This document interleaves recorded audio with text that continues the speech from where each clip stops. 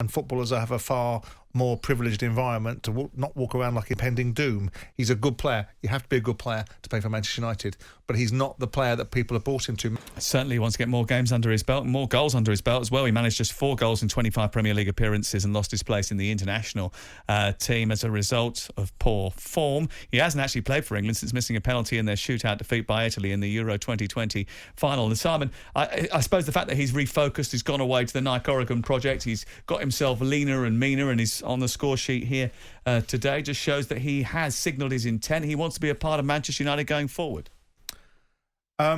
Yeah, we'll see. I mean, the disposition and the body language that he showed last year were pretty appalling. I don't know what was going on off the field. We never know what's going on in the private life. We did ask him. We did ask if that was a problem. We asked Ralph Rangnick if he had problems off the field that was affecting his demeanour, and he said he did not.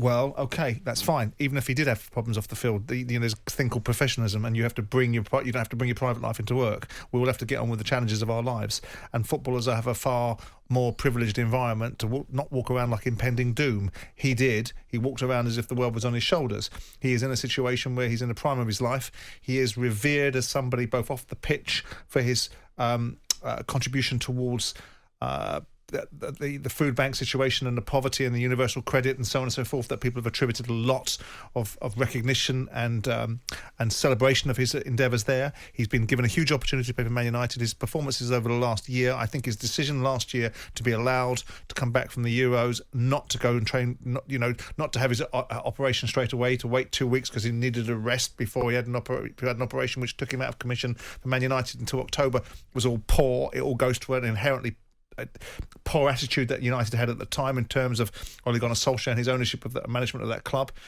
Marcus Rashford is, to me, a good player.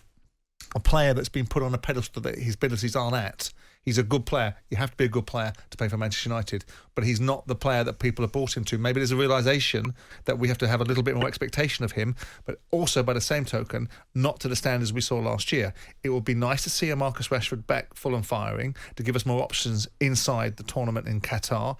Is he going to be a defining aspect of whether we win in Qatar if he's on top form? No, I don't think so.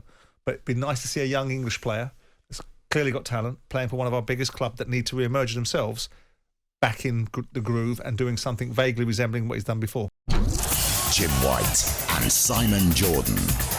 Monday to Friday mornings from 10 on AM, on DAB, via the talkSPORT app and on your smart speaker. talkSPORT.